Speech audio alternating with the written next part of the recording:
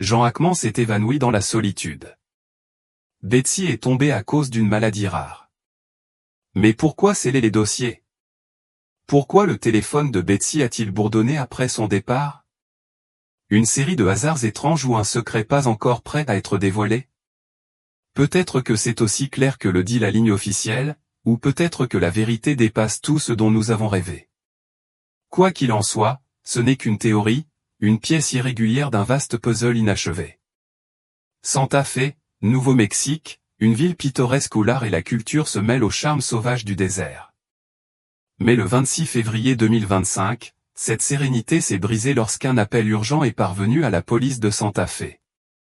Deux techniciens en chauffage, James O'Reilly et Marcus Vega, ont été les premiers à tomber sur les lieux. Ils avaient été convoqués pour vérifier la fournaise de la famille Hackman ce matin-là, mais personne n'a répondu à la porte. Ils téléphonèrent, frappèrent et sonnèrent même à plusieurs reprises, mais la maison resta étrangement silencieuse. Bizarrement, la porte d'entrée n'était pas verrouillée. Aucun signe d'effraction. Aucun bruit ne vient de l'intérieur. Un malaise tenace les envahit. Après avoir hésité, O'Reilly poussa la porte pour l'ouvrir. La maison était plus propre que jamais, mais l'air à l'intérieur était anormalement glacial. Ils ont crié pour Jean Hackman et Betsy Arakawa. Pas de réponse. En s'aventurant plus profondément, ils trouvèrent Jean étendu, immobile, sur le sol de la buanderie. Dans une autre pièce, Betsy gisait dans un état similaire. La police est intervenue en masse et a lancé une enquête rapide. Au début, les responsables ont conclu que les deux étaient passés naturellement. Les premiers rapports fixaient le départ de Betsy au 11 février, en raison du syndrome pulmonaire à Irus, une maladie rare et périlleuse transmise par les rongeurs, provoquant une grave insuffisance respiratoire. Jean, luttant contre la maladie d'Alzheimer à un stade avancé, n'aurait pas réalisé que sa femme était partie et aurait vécu dans la maison pendant 2 semaines jusqu'à ce que son cœur lâche le 26 février. Cela semblait réglé, jusqu'à ce que le docteur Josiah Child, le médecin du Hackman, brise son silence. Le docteur Child s'occupait de Jean Hackman depuis des années, choqué par leur double départ. Un détail le harcelait. Betsy avait appelé sa clinique le 12 février, un jour après son départ. Je me souviens très bien de cet appel, a raconté le docteur Child. Betsy a appelé ce matin-là pour prendre rendez-vous avec Jean. Elle s'inquiétait de sa santé, mentionnant une récente gêne thoracique. Après avoir programmé Jean, elle en a fixé un pour elle aussi, même si elle n'était pas une patiente régulière. Si Betsy est réellement partie le 11 février, qui a passé cet appel le 12? Le docteur Child a continué. Elle ne montrait aucun signe de maladie grave. Sa voix était ferme, claire. Aucune trace d'Irus, ce qui l'aurait laissée haletante. Elle semblait plus inquiète pour Jean qu'elle-même. Cet appel a déclenché un problème flagrant. La police a-t-elle bâclé la chronologie ou quelque chose a-t-il été enterré? Le docteur Child a ajouté une autre tournure. Betsy ne s'est jamais présentée à son créneau de l'après-midi du 12 février. Aucune annulation. Je ne sais pas pourquoi elle n'est pas apparue. Que s'est-il passé entre ce matin et cet après-midi? Après que le docteur Child ait parlé, la police de Santa Fe a dû réexaminer l'affaire. Le rapport médico-légal initial a attribué la fin de Betsy à Irus, mais une nouvelle vérification a signalé un problème. Aucune preuve n'a montré qu'elle en souffrait dans ces derniers jours. Irus ravage les poumons, laissant les victimes essoufflées, toussant et disparaissant rapidement. Pourtant, ceux qui ont vu Betsy début février ont déclaré qu'elle ne présentait aucun de ces symptômes. La dernière fois que j'ai vu Betsy, elle allait bien, a révélé un ami de la famille. Elle faisait les courses, conduisait. Rien n'indiquait des problèmes pulmonaires. Plus étrange encore, la police n'a trouvé aucune trace de rongeur dans la maison des Hackman, la source antivirus habituelle. Alors, qu'est-ce qui a vraiment pris Betsy? Ou y a-t-il une cause non révélée? Autre bizarrerie, aucun signe de perturbation ou d'intrusion. Tout dans la maison est resté normal. Aucun élément manquant. Aucune marque d'attaque. Mais si Jean a vécu là 2 semaines sans se rendre compte de l'absence de Betsy, comment a-t-il fait? Aucune commande de nourriture du 11 au 26 février. Rien n'indique que quelqu'un s'occupait de Jean. Ensuite, aucun appel du téléphone de Jean pendant cette période. Un patient atteint d'Alzheimer à un stade avancé survivant seul pendant 2 semaines dépasse les limites de l'imagination. Alors, est-ce que quelqu'un est venu nous rendre visite entre le 11 et le 26 février? Si oui, qu'ont-ils fait? Ce n'est pas seulement un décès naturel. Pourquoi la police n'a-t-elle pas repéré les bizarreries plus tôt? La chronologie a-t-elle été modifiée volontairement? Si Betsy a appelé le 12 février, qui est parti le 11? Les réponses semblent enfermées dans des énigmes non résolues, et ce n'est que le début. Betsy Arakawa n'aurait pas pu appeler le 12 février, et pourtant elle l'a fait. Cela a commencé comme un appel de routine, mais a dégénéré en un casse-tête inexplicable. Comment une personne déclarée disparue le 11 février pouvait-elle discuter, prendre rendez-vous et planifier le lendemain matin?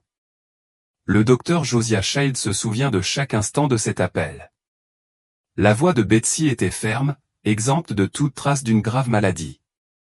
Elle a parlé de la santé de Jean Hackman, de son récent malaise, a même évoqué un sentiment de lassitude elle-même, mais rien d'alarmant. Ce n'était pas le ton de quelqu'un qui s'efface rapidement. Quelques heures plus tard, elle a complètement disparu. Personne n'a revu Betsy Arakawa. Santa Fe est une ville soudée où les gens se connaissent. Un personnage comme Jean Hackman et son épouse ne pouvaient passer inaperçus. Pourtant, après cet appel matinal du 12 février, Betsy a cessé d'exister. Elle n'est pas allée chez le médecin. Elle n'a pas répondu aux appels ultérieurs. Elle n'est pas apparue sur les caméras de la clinique et n'a laissé aucune trace de son départ de chez elle. Cela contraste fortement avec les affirmations de la police, Betsy a été perdue le 11 février. Donc, si elle est vraiment partie à ce moment-là, qui a appelé le 12?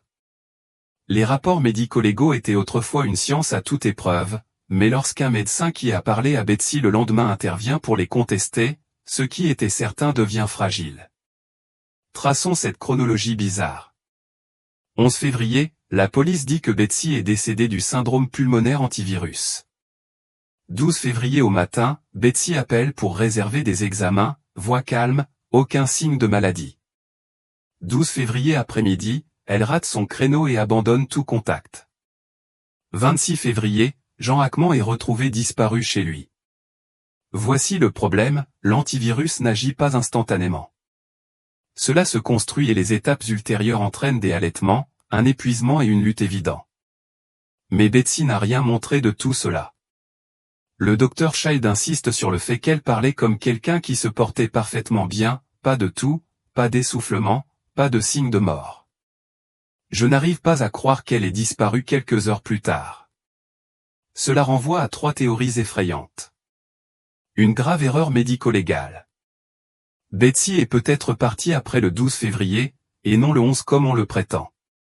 Quelqu'un s'est fait passer pour elle, imitant la voix de Betsy pour planter une fausse piste. Betsy a appelé ce matin-là, mais quelque chose d'horrible s'est produit juste après. Le dernier indice sur Betsy est un clip de surveillance d'une pharmacie du 11 février. Elle avait l'air bien, pas de panique, pas de maladie. Elle est entrée, a acheté des suppléments, a payé et est partie. C'est la dernière fois que quelqu'un l'a vue vivante. Aucune image d'elle le 12 février n'existe. Qu'est-ce que cela signifie? Cela signifie que si Betsy était partie le 11 février, comment le docteur Child pourrait-il lui parler le 12 si elle vivait jusqu'au 12? Que s'est-il passé cet après-midi-là? Il existe peut-être une réponse sensée, mais plus vous creusez, plus la situation devient trouble. Betsy n'a pas pu appeler le 12 février, mais elle l'a fait. Elle a réservé une visite mais n'est jamais arrivée. Elle ne présentait aucun signe de maladie grave, mais les médecins légistes affirment qu'elle est décédée d'une maladie mortelle. La police a-t-elle oublié quelque chose? Quelqu'un cache-t-il la vérité? Ou pire, est-ce que quelqu'un a fait disparaître Betsy après l'appel? Cela ressemble chaque jour davantage à une énigme non résolue. Le 11 février, Betsy Arakawa est apparue pour la dernière fois dans un clip de surveillance dans une petite pharmacie de Santa Fe, puis elle a disparu. Pas de SMS, pas de mail, pas d'appel, à l'exception de cet étrange message du 12 février au matin d'une femme en forme qui achète des médicaments. Complètement hors réseau en moins de 24 heures. Que s'est-il réellement passé? Les images de la caméra de la pharmacie sont la dernière preuve de l'existence de Betsy Arakawa. Dans ce document, elle portait un manteau sombre et une écharpe claire et est entrée à 15h45. Elle bougeait calmement, aucun signe de maladie grave. Betsy a récupéré des suppléments et des vitamines, payés par carte, et est partie. Pas de panique, pas de compagnie, personne ne la suit. Ce moment semblait routinier, mais c'est le dernier morceau avant que tout ne devienne énigmatique.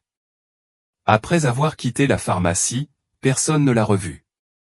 3 théories pourraient expliquer cette baisse soudaine, et chacune soulève des questions difficiles. Betsy est décédée cette nuit-là, le 11 février, mais alors qui a appelé le 12? Si la police a raison, Betsy est partie de chez elle fin février. Cela rend impossible l'appel du 12 février. Le docteur Josiah Child jure qu'il lui a parlé le lendemain matin. Sa voix était calme, sans difficulté respiratoire, sans indice de nausée. Si elle était vraiment partie le 11, qui a appelé le lendemain? Betsy a vécu jusqu'au 12 février, mais où est-elle allée après? Si cet appel du 12 février était réel, cela renverserait la situation. Qu'est-elle devenue? Elle n'a pas touché la fente de son médecin. Elle n'est pas rentrée chez elle. Elle n'est pas apparue sur les autres caméras.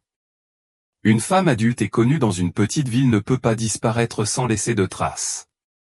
Si quelqu'un a emmené Betsy, pourquoi pas de témoins? Est-ce que quelqu'un a tout mis en scène? Mais pourquoi? Si la police s'est trompée sur la date de son décès, pourrait-il s'agir d'une disparition masquée comme un départ? Quelque chose est-il caché? Un plan était-il établi à l'avance, ou simplement des coïncidences folles au-delà de l'imagination? Temps clé de la chronologie. 11 février, 15h45, Betsy est à la pharmacie, elle a l'air bien. Nuit du 11 février, les rapports officiels indiquent qu'elle est partie. Matin du 12 février, Betsy appelle pour réserver des examens. 12 février après-midi, elle saute son créneau, désormais injoignable. 26 février, Jean Hackman retrouvé parti chez lui. Un vide de 14 jours reste vide. Personne ne sait ce qui a alors frappé Betsy. Aucun compte bancaire touché, aucune activité téléphonique enregistrée, aucune observation. Une femme peut-elle s'effacer pendant 2 semaines sans ondulation? La plus grande question ne concerne pas seulement Betsy, mais aussi Jean Hackman. Il a vécu dans cette maison 14 jours après la disparition de Betsy. La police affirme que la maladie d'Alzheimer l'a rendu aveugle à son absence, mais c'est difficile à avaler. Un homme marié depuis des décennies peut-il manquer les 2 semaines de congé de sa femme?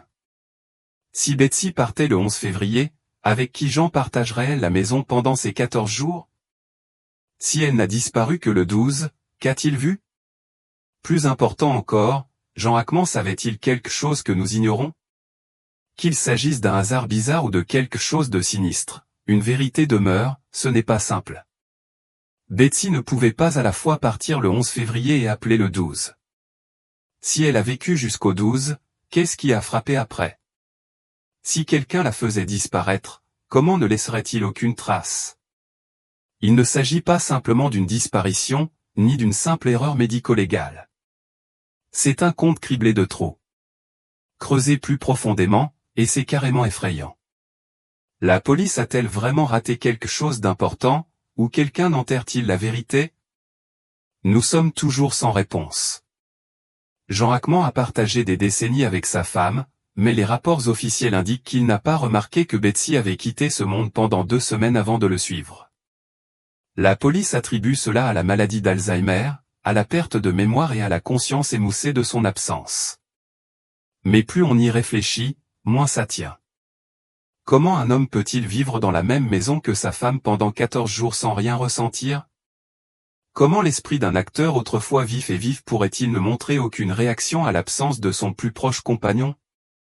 Plus urgent encore, si Betsy est réellement tombée sous le virus, un virus transmis par la laine, pourquoi Hackman ne l'a-t-il pas attrapé? Selon le mot officiel, Betsy Arakawa est décédée le 11 février de virus, un virus ravageant les poumons. Il se propage via les déchets de rongeurs, la poussière, et prospère dans les espaces restreints comme une maison. Mais un défaut flagrant se profile. Pourquoi Jean Hackman n'a-t-il pas été infecté? Il vivait avec Betsy, partageait l'air, le même toit. Si Virus l'apprenait, Jean était prêt à le faire. Pourtant, aucune preuve ne montre que Hackman a souffert. Pas de toux, de fièvre ou de problèmes respiratoires, pas de caractéristiques antivirales. Aucune trace de sa demande d'aide pour des problèmes pulmonaires. Aucune raison pour que le virus ait frappé Betsy seule, épargnant Jean dans le même espace. Cela soulève une question difficile, cette maladie était-elle réelle, ou simplement une couverture cousue pour cacher autre chose? Si Jean avait esquivé Virus, aurait-il pu être tenu à l'écart de Betsy pendant qu'elle souffrait? Cela semble tiré par les cheveux, mais réfléchissez à ce qui s'est passé. Betsy a disparu après le 11 février, aucun contact après son appel du 12 février. Hackman a vécu 2 semaines, selon la police, aveugle à sa perte. 2 prises émergent. Hackman ne l'a pas remarqué à cause de la maladie d'Alzheimer, mais il aurait alors besoin de soins réguliers. Pourtant aucune aide ni infirmière n'a été constatée. Qui l'a fait tenir ces 2 semaines? Hackman était à l'abri de la réalité. Quelqu'un a caché le sort de Betsy, dissimulant ce qui s'est passé. Si oui, qui a réussi? Est-ce que quelqu'un est entré pour gérer Hackman? Ont-ils déformé ce qu'ils savaient? A-t-il été nourri d'une fausse histoire sur Betsy? Si oui, pourquoi? Sur place, la police n'a constaté aucune ingérence extérieure. La maison était intacte, mais une bizarrerie persiste. Aucune trace d'Hackman ayant contacté ces 2 semaines. Aucun appel aux hôpitaux ou aux médecins, aucun visiteur signalé. Aucun signe qu'il ait demandé de l'aide. Ce n'est pas normal, même avec la maladie d'Alzheimer. Hackman était humain, un mari lié à Betsy depuis des années. Il ne pouvait pas rater quelque chose après sa soudaine disparition. Alors pourquoi pas de réaction? A-t-il été arrêté?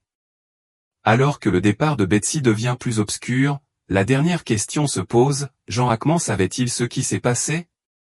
Si Betsy est partie le 11 février, pourquoi ne l'a-t-il pas remarqué? Si elle a vécu jusqu'au 12, qui l'a fait disparaître après? S'il sentait quelque chose, était-il réduit au silence?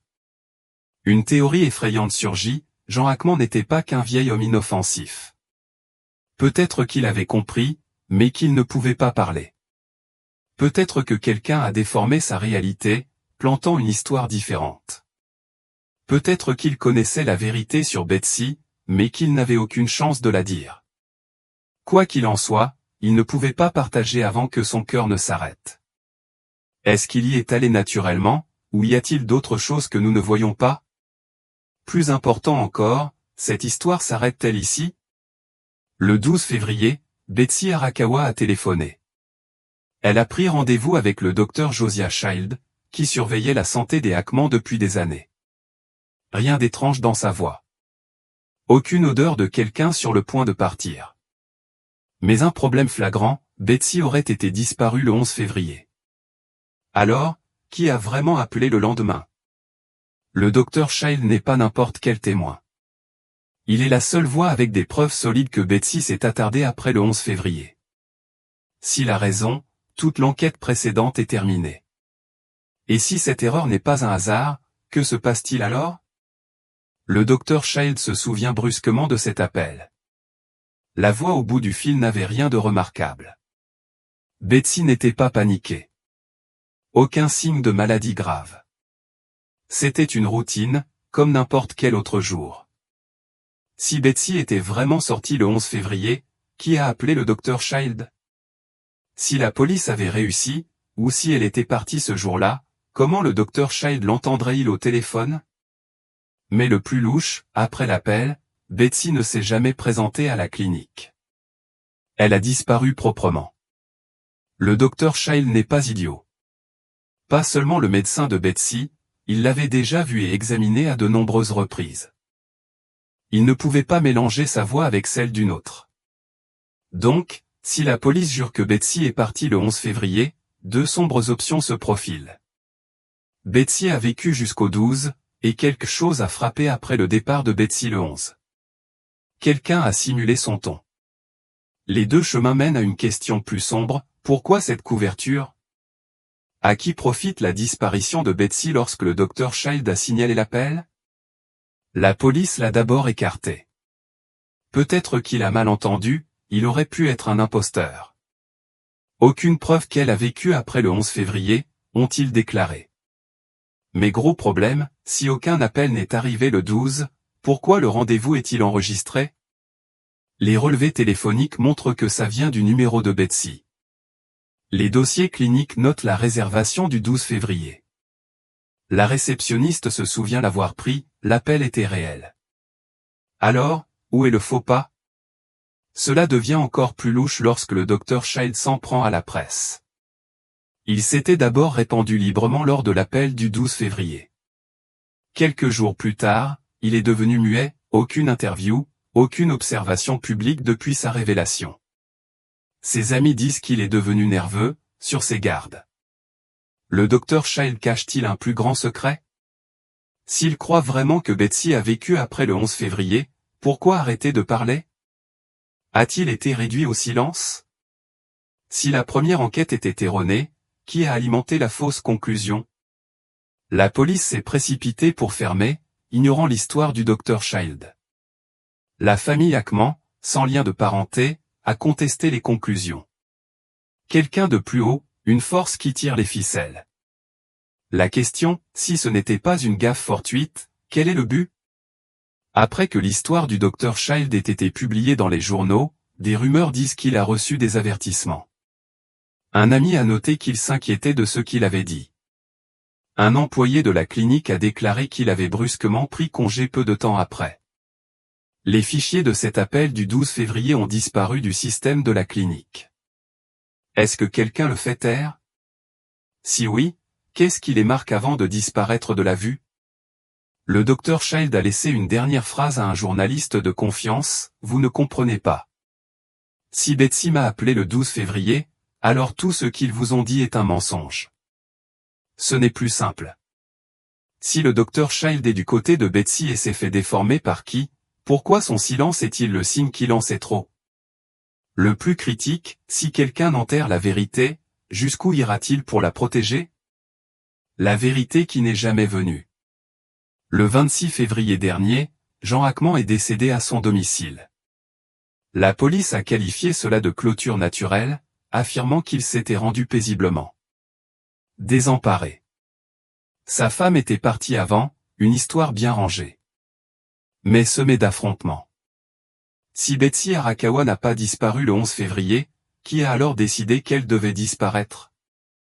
Et si Ackman est réellement parti naturellement le 26 février, pourquoi tant de détails en suspens? Après la propagation de l'appel du 12 février, la police a soudainement modifié le dossier. Les premiers rapports ont verrouillé la fin de Betsy au 11 février, mais à mesure que les questions du docteur Child s'accumulaient, elles ont changé. Peut-être que Betsy est partie plus tard que prévu. Cela pourrait être une confusion dans les fichiers, peut-être qu'une vérification a mal tourné ou de vagues suppositions, aucune preuve tangible pour déterminer ce qui s'est réellement passé. Mais si les flics se sont trompés sur le timing de Betsy, pourraient-ils aussi s'en prendre à Ackman? Le décès de Jean Ackman a eu lieu 15 jours après l'ouverture du dossier de Betsy. Pas de grosse maladie au préalable, pas de signe d'effondrement soudain. Personne n'a vu son dernier souffle. Ackman a-t-il vraiment manqué l'absence de sa femme, ou a-t-il été empêché de parler? Si Ackman était complètement coupé, qui dirigeait le spectacle autour de lui? Le plus important de tous, est-il allé naturellement, ou s'agit-il d'une partie d'un projet plus vaste? Les doutes sur les fins de Jean Ackman et Betsy Arakawa se sont resserrés. Qui a dit le premier que Betsy était partie le 11 février? Si elle a vécu jusqu'au 12, qui a truqué la chronologie de l'enquête et pourquoi? Pourquoi pas de bilan de santé sur Ackman avant la perte? Un homme atteint d'Alzheimer, suffisamment en forme, meurt 2 semaines après que l'histoire de sa femme se soit révélée. Juste un hasard. De larges indices clés disparaissent, les appels du 12 février hors enquête, les enregistrements. Les papiers médicaux de Betsy ne sont pas publics pour le moment. Le docteur Child resta silencieux. S'il ne s'agissait que d'une perte naturelle, pourquoi chaque trace d'événement est-elle effacée? Les flics peuvent réécrire les rapports, ils ne peuvent pas réécrire la réalité. Ils pourraient considérer l'ancienne chronologie comme une erreur, mais ils ne peuvent pas expliquer pourquoi Betsy a vécu le 12 février. Qui a fixé sa sortie au 11 février? Jean Hackman est-il décédé naturellement ou a-t-il été empêché de parler? La vérité ne fera peut-être jamais surface, mais des bribes restent, attendant qu'une âme audacieuse les enfile. Jean Hackman et Betsy Arakawa sont peut-être partis, mais leurs histoires ne sont pas terminées. Trop d'ombre, trop de questions sans réponse. Quelqu'un le sait. Oseront-ils dire la vérité? Jean Hackman et Betsy Arakawa pourraient rester à jamais un casse-tête. Peut-être s'agit-il simplement de rebondissements aléatoires, de chutes formant un fil captivant par hasard, ou peut-être que quelqu'un détient la réponse mais opte pour le silence. Ce n'est pas un appel ferme, juste des suppositions ou des pensées tirées de ce qui reste. Peut-être que chacun de nous verra cette histoire à sa manière.